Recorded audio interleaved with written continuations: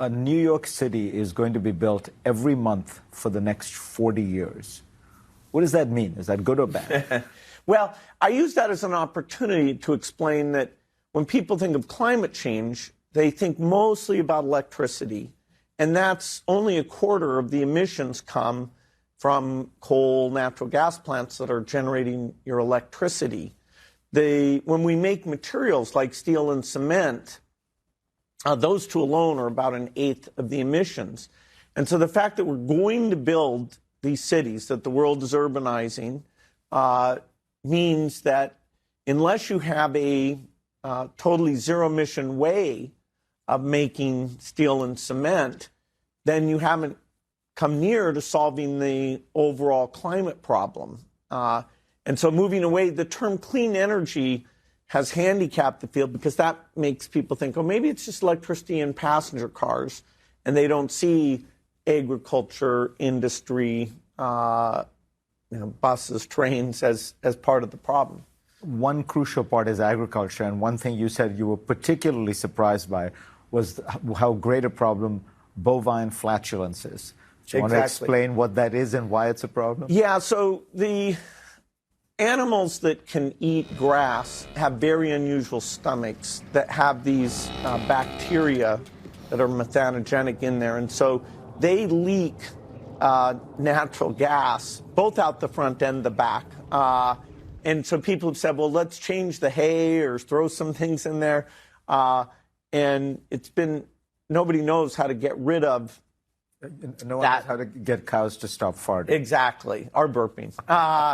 And so there is artificial meat, but that's at a very early stage. But that's another big source of greenhouse gas emission. So, I'm just trying to make sure that the people who acknowledge the problem, which I think is fantastic, that they understand the breadth of innovation required before you can get anywhere near to what we have to do, which is zero.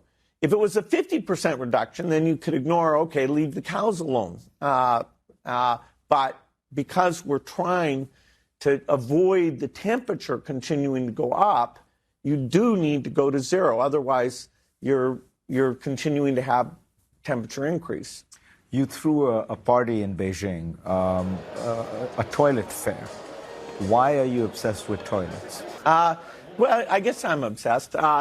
The challenge is that with the world urbanizing in these developing countries, the biggest cities in the world will be places like Lagos, 20, 30 million people. And the way we think of sanitation in the rich world is we build sewer systems, we put a lot of clean water in, and we build a processing plant. That is so expensive that these developing country cities won't have it. And so whenever you tour a slum, you might smell or see that human waste is not being removed and processed. And so the new idea is that the toilet itself would essentially burn up the human waste, turn it into ash, and get rid of both the smell and the disease-causing nature of human waste. And that's the challenge we put to engineers 7 years ago. And in Beijing, we showed how far we've come. So we have toilets that do this magic thing. They are 10 times more expensive than they'll need to be, but we're encouraged. We'll get those out, sell them to places like tourist areas, and use that volume, hopefully over the next 5 years, to get this $500 self-contained toilet. So when you look at the problem of climate change, and as you said, to get to zero emissions involves revolutions in dozens and dozens of crucial parts of the world. You've got the problem of toilets. You've got massive urbanization. You've got the reality of Africa with all these young men. Doesn't it get you down? Doesn't it make you think these problems are insurmountable? They're so large. No, absolutely not. I mean, you have to remember the base case. We were all subsistence farmers, and on average, people lived to about age 30. And then as energy came along, industrial revolution, and the digital revolution, and the understanding of biology, life has improved dramatically. And, so childhood death went from about 10% before our foundation got going. Now, with our partners, we have it down to 5% globally. Children die before the age of 5. And it used to be 10%, it's now 5%. So you've cut it in half. Exactly. So that's 6 million children a year who survive that were not surviving as recently as 1990.